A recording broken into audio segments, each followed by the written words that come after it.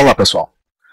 Algo muito importante que nós devemos levar em conta quando projetamos trocadores de calor, não somente trocadores de calor, né? Qualquer equipamento, falando em termos gerais, mas no caso específico de trocadores de calor, nós temos que prestar atenção em que condições operacionais esse equipamento pode ter que operar, certo? São o que podemos chamar de modos de operação. A própria norma TEMA, ela reza, né, ela indica que o engenheiro deve levar em conta alguns modos de operação específicos, embora não detalhe muito bem, né, que modos são esses, né, em alguns casos. Os principais, vamos dizer assim, que se recomenda, né, que o engenheiro reflita de que modo o projeto pode ser impactado, né, por essa condição operacional, né, são partida. A partida é ligar o equipamento. Tá? Aqui é o procedimento de ligar o equipamento. O equipamento está parado, vai ser abrir válvulas, passar os fluidos. Né? Tem todo um procedimento para fazer isso. Que válvula abrir primeiro, por quanto tempo. Né? Que outras operações realizar durante a partida. A parada é outro modo de operação. O upset, né? Aqui a gente poderia traduzir como condição perturbada do trocador. Tá? Alguma perturbação que o equipamento venha a sofrer. E condição de emergência.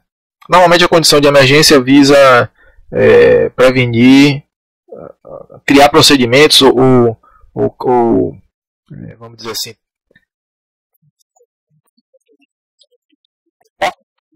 em condições de emergência. Tá? Obviamente para evitar algum desastre, né, alguma catástrofe maior. Certo? O que ocorre é que a própria norma não estabelece muito bem que condições upset são essas e nem que condições de emergência são essas. Isso é por conta do engenheiro. Né?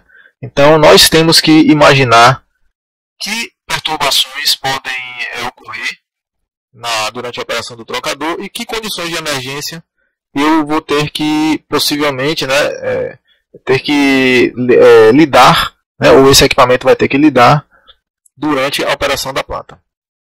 Certo?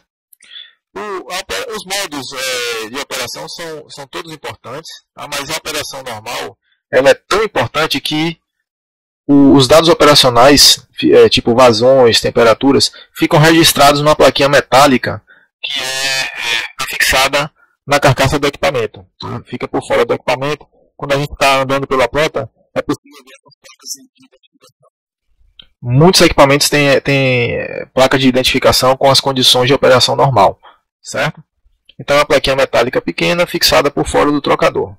E lá nós vemos vazões, temperaturas e são poucas informações que tem nessa plaquinha, mas principalmente vazões e temperaturas. Nenhum trocador deve ser operado em condições que excedam as especificadas na placa de identificação. Isso aqui, pessoal, é idealmente. Tá?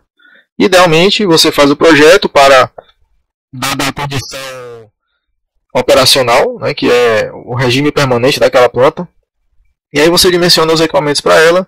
Idealmente, né, o equipamento vai trabalhar naquela condição, porém, na verdade, não é isso que acontece.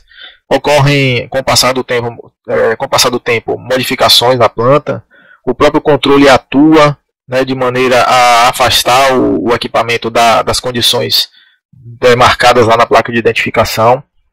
A matéria-prima muda a especificação e aí tem que mudar a condição operacional também.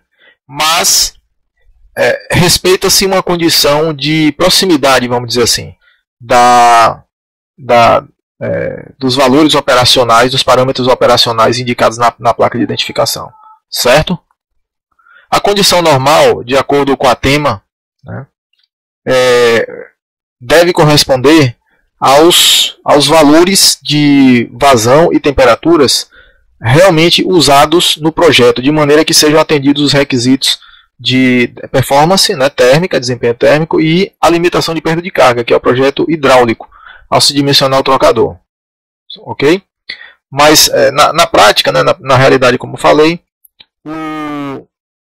o funcionamento do trocador pode ser ligeiramente ou um pouco divergente dessas condições normais usadas no seu dimensionamento, no seu projeto. Tá? Essas condições, né, referentes ao modo de operação normal, muitas vezes, isso aqui é importante, muitas vezes são a referência, vamos dizer assim, para o projeto do controle, né, o planejamento da malha de controle da planta, né, em torno do trocador pelo menos, certo? Pode ser, por exemplo, o set point do controlador, mas também se aplica essa observação. Esse set point ele pode mudar ao longo do tempo se matéria-prima mudar, se alguma taxa de produção mudar, se alguma condição da planta vier a sofrer alteração, pode ser que o set point do controlador ou dos controladores tenha que ser adaptado, né? Tem que ser revisto. Isso aqui, já falei, né, que as condições reais podem diferir das condições normais na maior parte do tempo. Tem uma outra questão aqui que é um pouco diferente do comentário anterior, né, que as condições normais podem não ser necessariamente ou exatamente as condições de projeto utilizadas no dimensionamento do trocador, certo? Vou explicar por quê. Isso depende muito do julgamento do engenheiro, né, do projetista.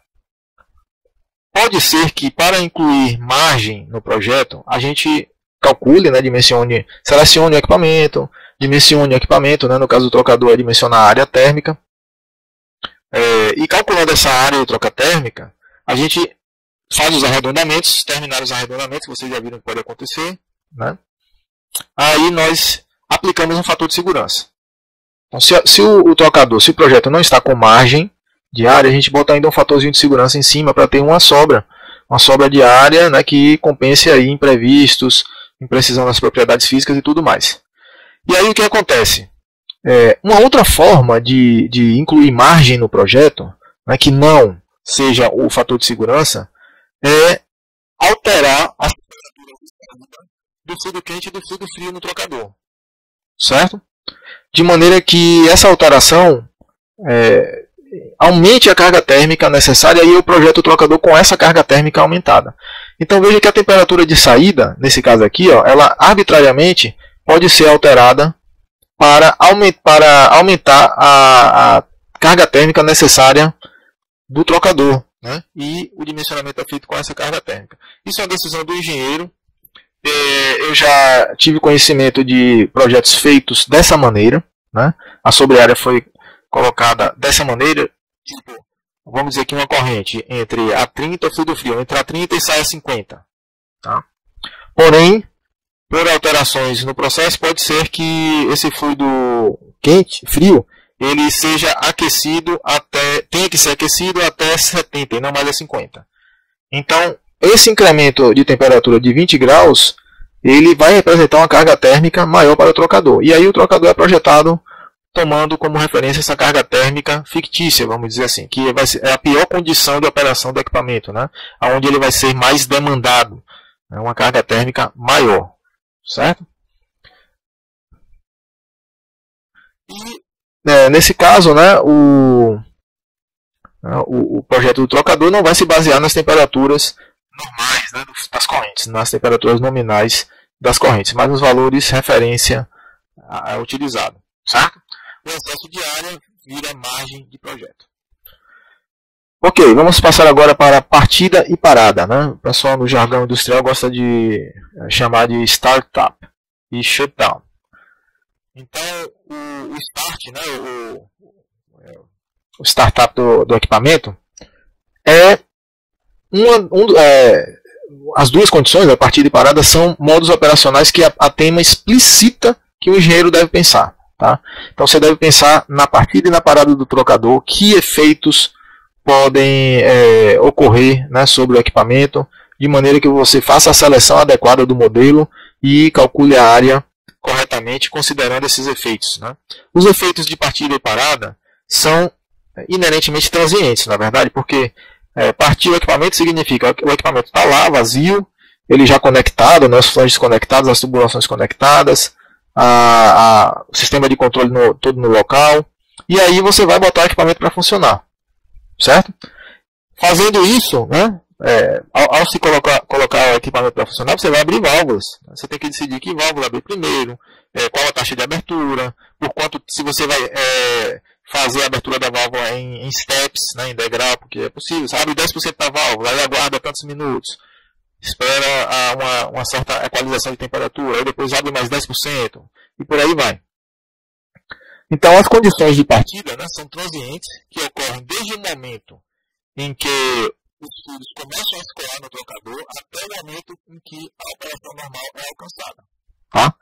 A partida de um equipamento, pessoal, pode ser bem demorada, certo? Pode demorar aí, não minutos, mas horas para dar partida no equipamento. Tá? A partida de um reator pode demorar horas mesmo. Né? Uma torre de destilação grande até estabilizar, horas, talvez mais de um dia para estabilizar. Né? Dependendo aí da torre, da estratégia e do procedimento de partida. Então a partida é bem demorada. Pode ser, né, bem demorada.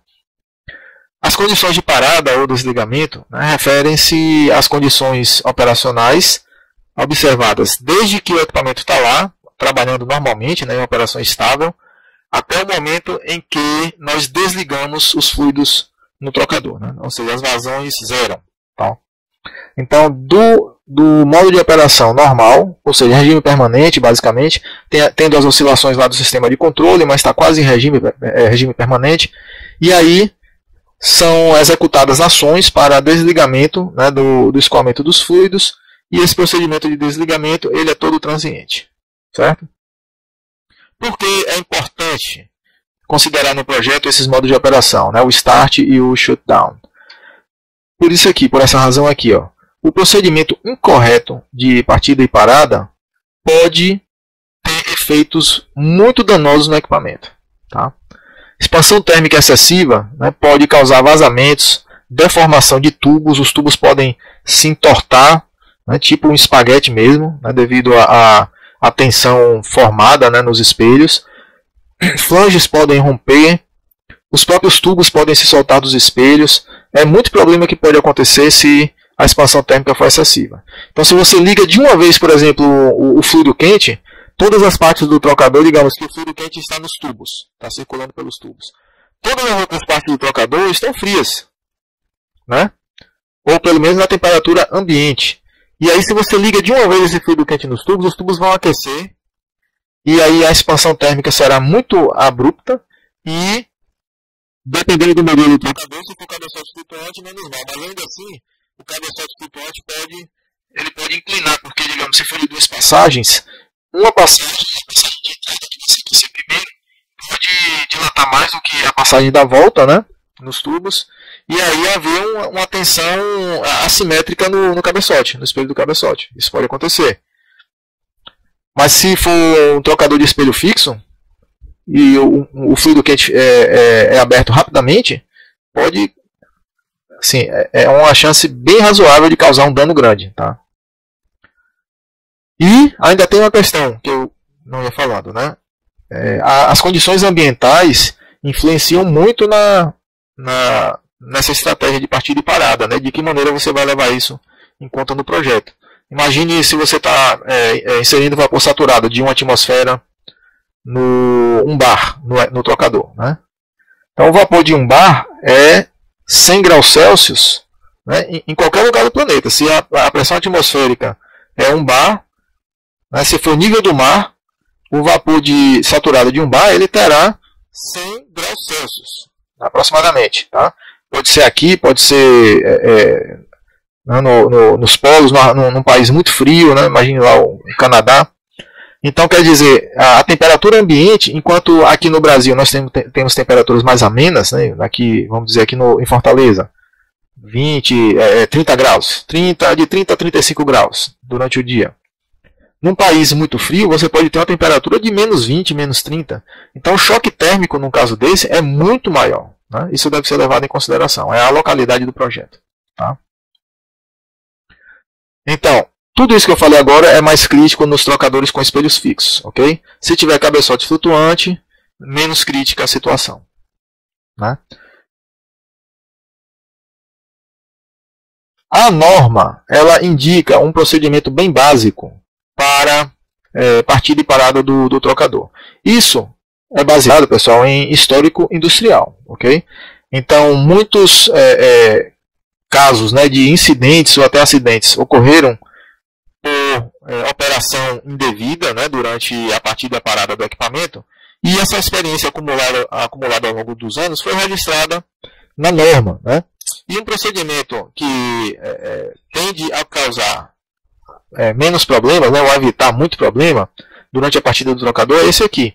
Isso aqui está definido na própria norma tema, né?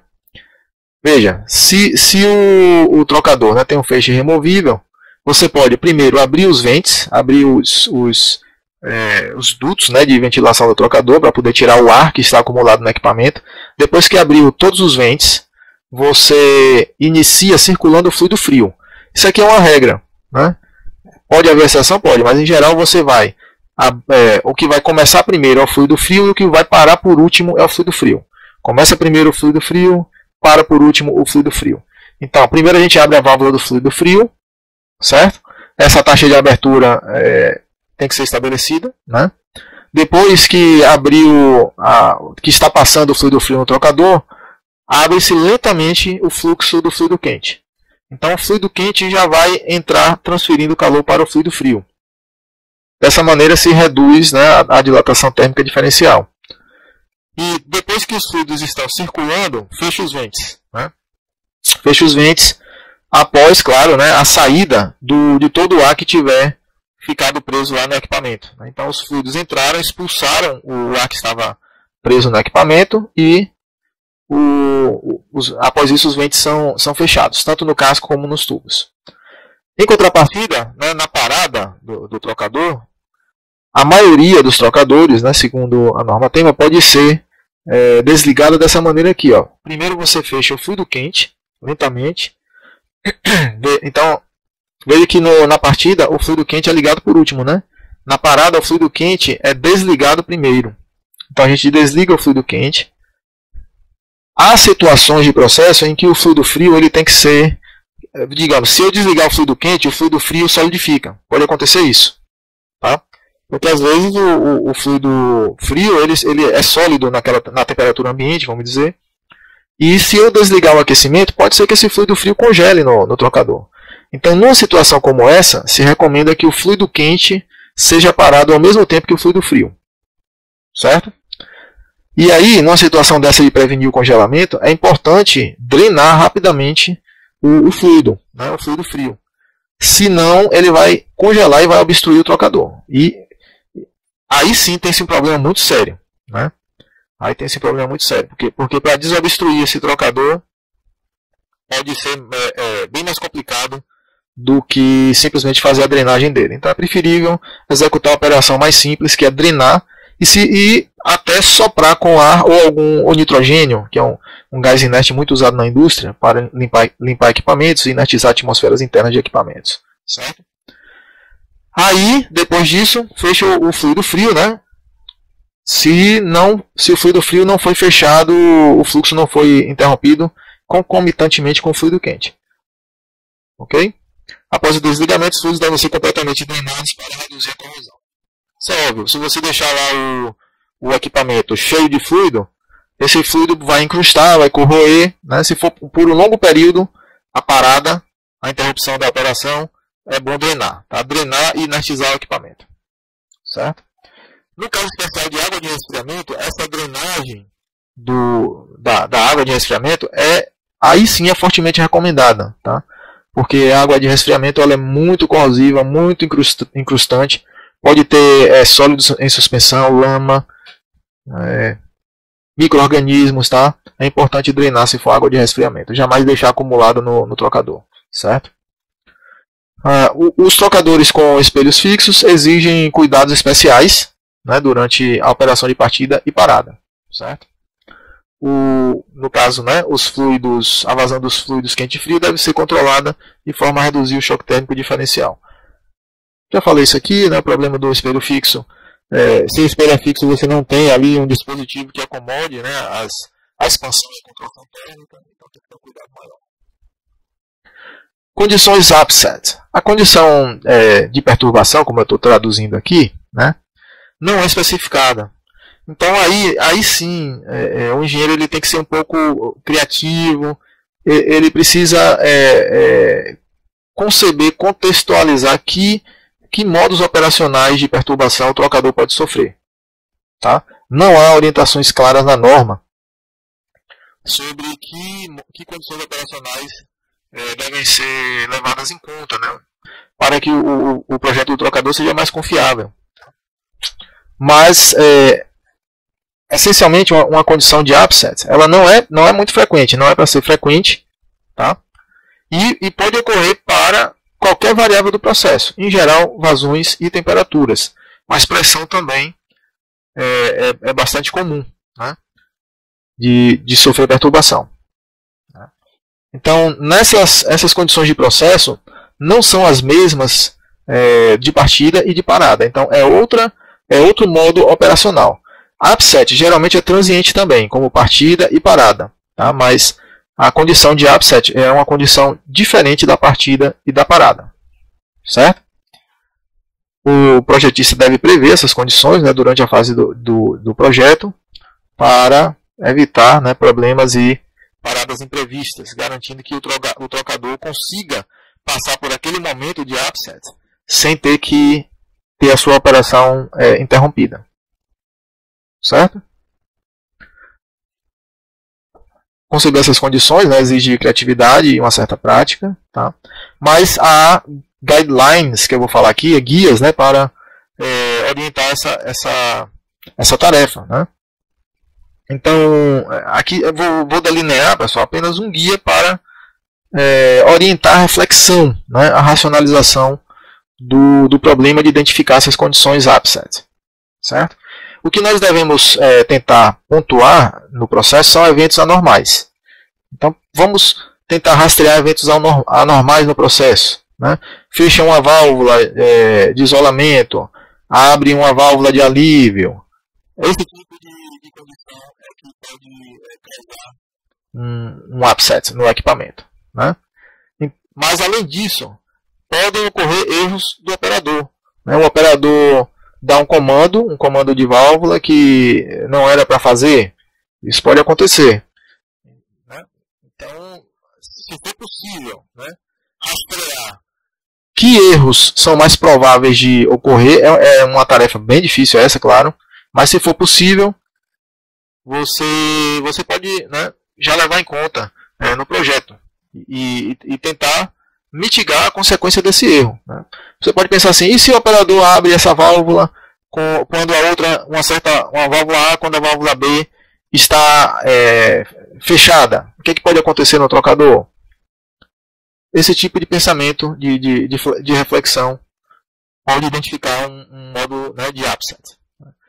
Outra possível fonte, né, do modo de operação upset são componentes que falham.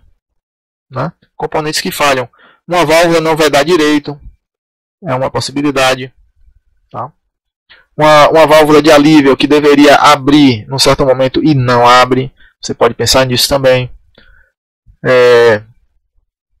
Item 3. Né? Transientes, né, ou transitórios acionados por falha de equipamentos periféricos ao trocador, né, não vitais, e que podem ser isolados temporariamente do processo. Aqui se encaixa também válvula de alívio. Tá? Você tem lá uma bomba, né, se for uma bomba não vital, o que, quer dizer, não é essencial para o processo, que se ela parar, pode ser, não vai causar uma parada obrigatória da planta como um todo. Se essa bomba parar, o que vai acontecer? Esse tipo de cenário se enquadra aqui no item 3. Certo? E outros incidentes anômalos, né, que não causam o desligamento do processo. Pronto, isso aqui eu já falei. Né, alívio de válvula de segurança, né, aumento e baixa de pressão temporária, né, não excedendo 10% em 10% da pressão máxima permitida pelo trocador.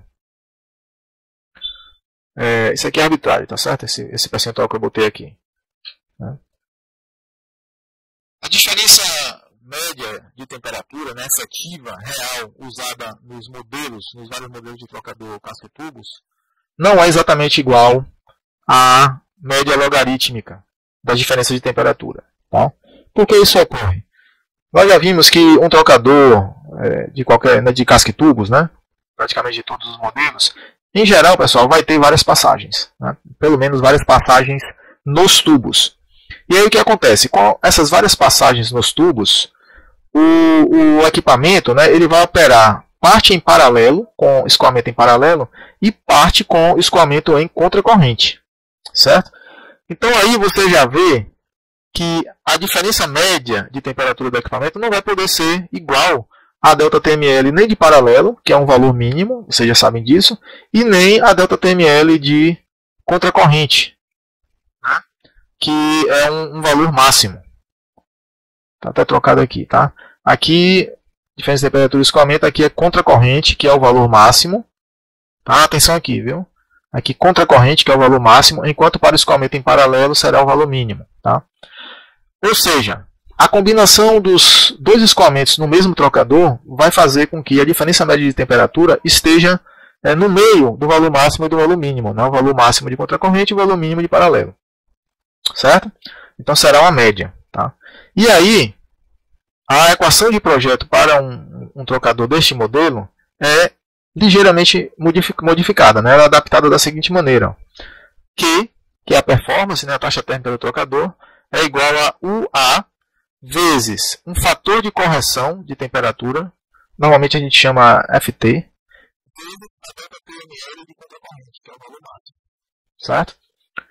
Então, esse fator de correção FT, né, obrigatoriamente terá que ser menor do que 1, não é verdade? Já que um trocador puramente contracorrente terá a sua ΔT média igual a ΔTml, e um trocador com várias passagens nos tubos, que ele é parcialmente paralelo, parcialmente contracorrente, ele terá uma ΔT média menor do que a ΔTml de contracorrente. Então, o fator FT será menor do que 1. Ok? Tranquilo? E aí vem, como calcular esse FT? A ΔTml de contracorrente nós já deduzimos, nós já vimos como calcular. E o FT, né, como ele é determinado. Certo? Ele é determinado de uma maneira muito semelhante à dedução que nós fizemos para a ΔTml de contracorrente. Ou seja, aplica-se, né, o princípio de conservação da energia para cada passagem no trocador. Aqui eu estou usando como exemplo um trocador 1,2, mas pode ser um trocador NM. Tá? N passagens no casco, M passagens nos tubos. Certo? Para esse trocador, a gente consegue escrever as equações diferenciais de cada passagem. Né? Cada equação diferencial descreve o perfil de temperatura naquela passagem. Certo? Então, repare, um trocador 1,2, ele tem 3 equações diferenciais. Por quê? É uma equação diferencial para o fluido do casco e 2 equações diferenciais para o fluido dos tubos. São 3 equações diferenciais. É um sistema de 3 equações. No trocador 1,2 ainda é possível resolver analiticamente esse sistema. Né? É uma resolução bem longa, extensa, tá? Mas pode ser encontrado na literatura. Eu não vou fazer esse procedimento dedutivo aqui, ele é bem extenso. E a forma, né, de se utilizar esse resultado é através de gráficos ou equações fechadas, né, que já foram obtidas a partir dessa dedução. Certo? Vou mostrar para vocês mais à frente. Então, repare, se for um trocador 1,4, o trocador 1,4 ele terá uma equação diferencial para o casco e 4 equações diferenciais para os tubos. Né? Cada passagem nos tubos tem uma equação diferencial. Então, aí já é um sistema de 5 equações diferenciais. Veja como o problema escala, né, rapidamente. E a solução analítica é impraticável, realmente se torna impraticável. Tá? Apenas a solução numérica é viável nesses casos. Certo? E aí, vem uma característica bem interessante dos trocadores casco e tubos de várias passagens, que é a seguinte. Um trocador 2,4, certo? Um trocador 2,4 que corresponde ao casco tipo F, né? Modelo F da norma TEMA, fisicamente, pessoal, ele é idêntico em termos de percurso do fluido, dos fluidos, há dois trocadores 1,2 associados em série. Então, se eu pegar dois trocadores 1,2 associados em série, o comportamento desse par de trocadores é idêntico ao trocador 2,4 com casco tipo F. Ok? Isso é muito importante, é muito interessante, porque o casco tipo F ele é banido de muitas indústrias devido ao problema da selagem, né, a tira de selagem lateral da chicana longitudinal. É muito fácil ser danificada essa tira de selagem durante a manutenção, né? Então, quando o trocador é novinho, ele está em operação, ok, né? A chicana longitudinal estará bem vedada, o fluido do casco vai fazer a volta, né? Vai fazer o retorno correta, né? Com o escoamento próximo do que se espera, né? Corretamente. Mas, na primeira manutenção, se não for tomado os devidos cuidados e amassar essas tiras laterais de selagem da chicana longitudinal, pronto, montou o trocador de volta, ele vai ter corrente de fuga, né? Corrente de curto-circuito na chicana longitudinal.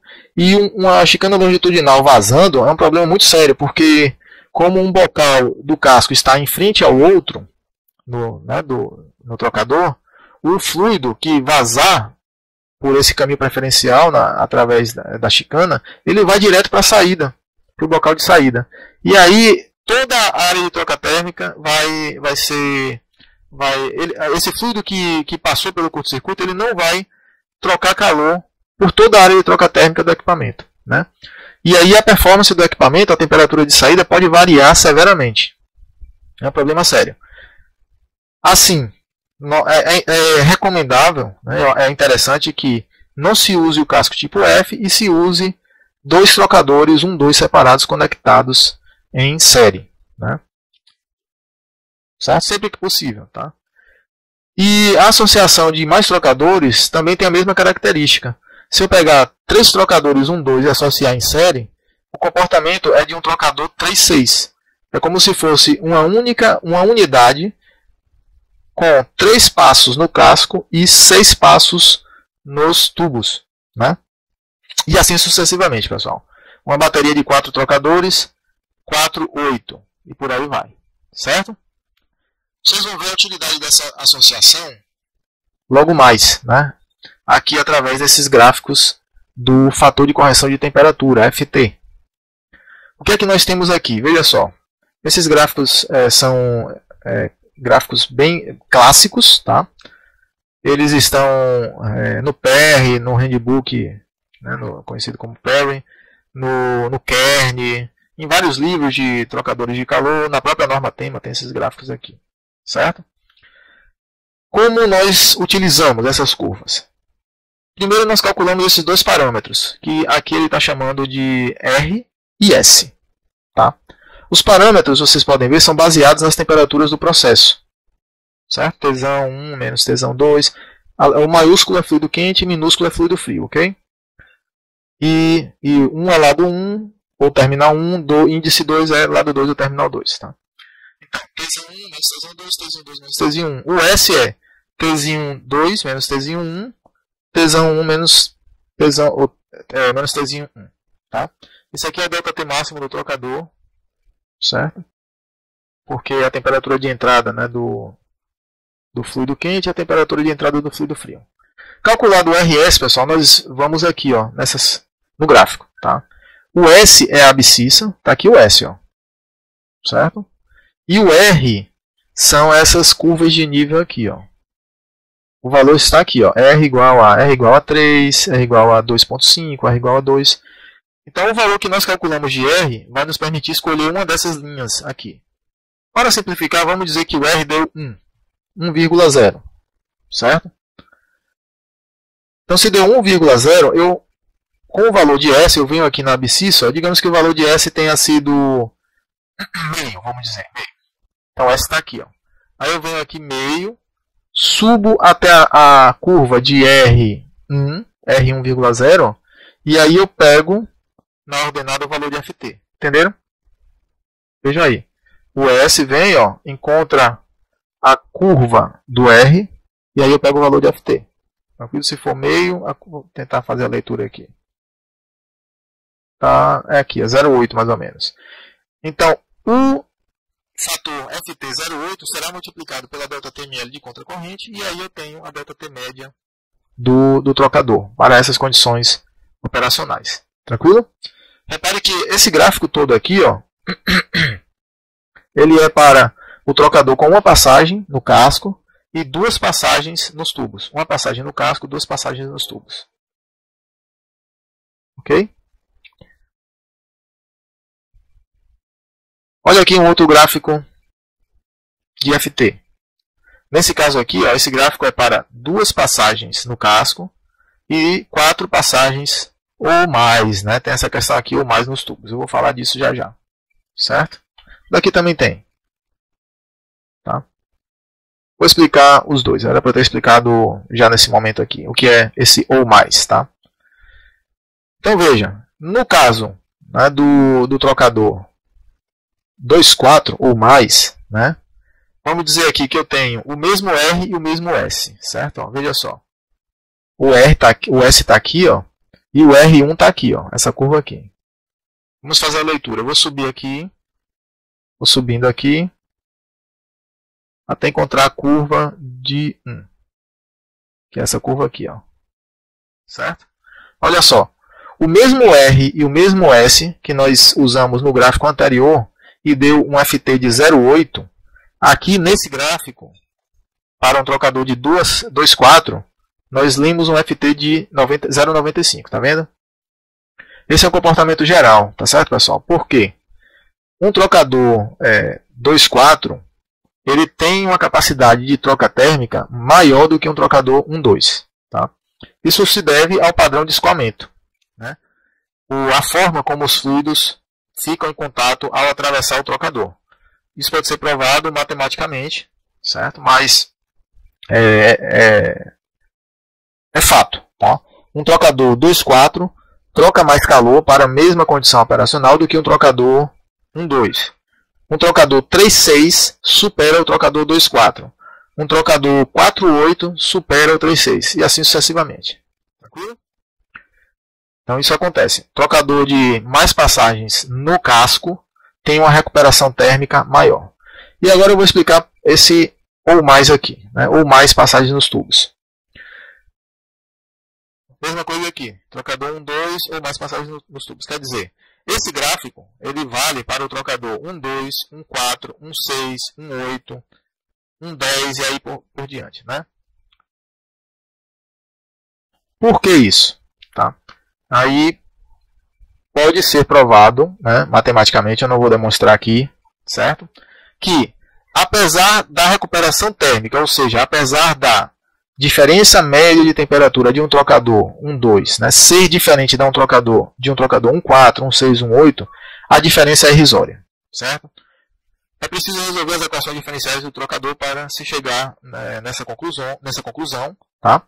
Porém, o que se verificou é que a diferença é tão pequena, né, que se você pegar o FT de um trocador 1,2, 1,4, 1,6, 1,8, 1,10, 1,12, 1,14 e 1,16, a diferença entre esses FTs vai ser inferior a 8%. É uma diferença muito pequena. Né? Então não compensa a complicação de você usar um gráfico específico para um trocador 1,10 para ter um ganho de exatidão tão ínfimo, certo? Então, na prática, você dimensiona o trocador usando o FT de um trocador 1,2. Tranquilo? Mesma coisa aqui o 2,4. Né? Você pode ter 2,4, 2,8, 2,12, sempre múltiplo isso aqui, tá? E por aí vai, certo? Um trocador para ter, pessoal, 10, 12, 16 passagens nos tubos, já é um trocador muito grande, tá? Um trocador gigante, né? São muitas passagens aí nos tubos. Certo? Até 8 passagens, podemos dizer que é um tanto comum. 8, 10, né? Mas acima disso já tem que ser um trocador realmente muito grande. Por questão construtiva mesmo. Instalação das partições de cabeçote, divisão da contagem de tubos em cada partição e por aí vai. Ok? Aqui nós temos um gráfico de FT do 3,6. certo? Então, veja que 3, 6 são... Aqui é um trocador 1, 2, tá vendo? 1, 2, 1, 2, 1, 2. São 3 1, 2 associados. E aí vamos fazer o teste que nós fizemos agora há pouco para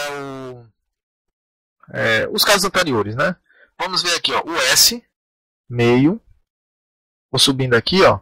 A curva do 1 está aqui, ó. Essa aqui é a curva do R igual a 1. Tá? Nesse modelo de trocador. E o S está aqui. Vou subindo aqui, ó. Até procurar a curva do 1, que é essa aqui. Certo? Olha o FT que deu. 0,98. Né, por aqui. Ou seja, maior do que o trocador 2,4. Né? Então é isso. A verificação que se faz é, aumenta o número de passagens no casco, aumenta o FT, aumenta a recuperação térmica. Certo? E aí vem a questão, né? O quanto esse FT é confiável. Né? Por quê? Repare que tanto o ΔTML como o fator, né, de correção de temperatura são valores deduzidos através de um equacionamento baseado no princípio da conservação da energia. Ok, matemática está certa, o princípio da conservação da energia também a gente confia, né, sabe que funciona. Porém, há hipóteses simplificadoras que precisam ser aplicadas, por exemplo, propriedades constantes, não a inexistência de correntes parasitas, de caminhos preferenciais. Essas hipóteses são aplicadas, né, ao se deduzir o valor de FT. Mas essas hipóteses elas são respeitadas na realidade? Pensem nisso. Na verdade não, né? Até a própria norma tema, ela aceita, ela estabelece, né, folgas que são permitidas ao se construir o trocador. São as tolerâncias, né, tolerâncias construtivas. E essas folgas se constituem em caminhos preferenciais. Então o fato é que o trocador, né, real, ele não vai representar, não vai corresponder exatamente às hipóteses que nós utilizamos na dedução de FT. Tá certo? Então, há uma insegurança no cálculo desse FT. Por essa razão, nós limitamos, né, o valor de FT usado no dimensionamento do trocador. Tá? Nós limitamos esse valor. No caso do trocador 1, 2, 1, 4, 1, 6, 1, 8, o FT ele deve ser, no mínimo, 0,75. A divergência com relação a esse valor, pessoal, há referências, né, na literatura, em manuais, que recomendam 0,70 e não 0,75. Mas 0,75 eu acredito que seja o limite mais usado. Né? Até porque é mais seguro fazer esse corte em 0,75 do que em 0,70. Então, por segurança, vamos aplicar o corte em 0,75. Assim, se nós temos um processo, né, com as temperaturas de entrada e saída dos fluidos, nós calculamos lá o R e o S, né, nas cartas gráficas aqui. Se nós começarmos com o trocador 1, 2, ou 1, 4, 1, 6, 1, 8, e aí nós calcularmos aqui, estimarmos o valor de FT, e der abaixo de 0,75, né, digamos que caia, né, caiu aqui, ó, está abaixo de 0,75, para um trocador 1, 2. Então, esse trocador ele não poderá ter uma passagem no casco só, ele terá que ter mais de uma. Tá? Eu não vou aceitar esse modelo, eu vou descartar esse modelo. Tá? Eu vou pegar um modelo que dê um FT maior do que 0,75, certo? Se der na primeira tentativa do trocador 1, 2, 1, 4, 1, 6, 1, 8, uma passagem no casco, ou seja, um casco apenas, né? Aí, ok, se deu maior que 0,75, eu vou adiante no projeto. Mas se deu menor, já está descartado. Tá? E aí eu vou passar para configurações com 2 ou mais passagens no casco. Aí esse modelo de associação já com 2 ou mais passagens, como tem mais passagens no casco, o problema das hipóteses se torna mais grave ainda. Né? E nesse caso, quando nós já passamos para um modelo de 2 passagens no casco, um projeto de 2 passagens no casco ou mais, o nosso corte será 0,90. Certo? Então, no caso, se falhou, né, o FT aqui com 1, 2, aí eu já tento o FT de 2,4. 2,4, 2,8, 2,12 por aí vai. Aí eu venho aqui, ó, calculo o FT. O FT ele tem que dar acima de 9, de 0,9, 90%. Né? Se der acima, ok. Se der abaixo, eu descarto o 2,4, 2,4, 2,8, o que seja aqui, vou chamar de 2N. Eu descarto 2 passagens do casco e parto para 3 passagens. Tá? Alguma dessas configurações eu vou seguindo aqui, pessoal, vai atender nossa necessidade, tá ok? Se o 3 passagens no casco não der certo, 4 passagens e aí vai, tá? Um certo número vai atender, não se preocupem com relação a isso. O projeto vai ficando cada vez mais claro, óbvio, o projeto vai ficando cada vez mais custoso, né, mais caro. É óbvio isso, mas eu consigo fazer, né, o serviço de troca térmica. Tranquilo? Outro problema desse FT, do FT pequeno, é o seguinte, olha só. Digamos que eu tenha projetado um trocador, um 2, com FT de 0,7, né? Não 0,75, 0,7, olha só. Digamos que o trocador foi projetado aqui com esse ES e esse R aqui, 0,7. Certo? Qualquer variação do S, porque se mudar a temperatura de operação, mudou um pouquinho a temperatura de entrada e saída dos fluidos, vai ter uma alteração no R e no S, concorda? Né? Porque está mudando isso aqui. Ó. Então se eu projetei o trocador para trabalhar nesse ponto aqui, qualquer alteração no S vai fazer com que o FT desça muito rapidamente ou aumente muito rapidamente. Entende? Ou seja, é uma região de operação instável, né, do trocador. É uma região de operação instável. Né? É diferente de um trocador que está operando por aqui assim, ó, nesse platô, numa região mais plana, porque se uma mudança no S aqui, ó, causa uma variação não tão grande no FT. Mas nessa região acentuada, né, íngreme aqui de derivada alta, qualquer variação no S vai causar uma variação gigante, né, uma variação imensa aqui no FT. E aí a carga térmica do trocador varia muito também. Né, mudou o FT, a carga térmica vai variar proporcionalmente. Tranquilo? Se nós não quisermos usar as cartas, né, os gráficos de FT, nós podemos usar essa equação aqui. Existem outras equações disponíveis na literatura, mas essa equação aqui ela é bastante simples de utilizar, é interessante. Né? Repare que a nomenclatura é um pouco diferente.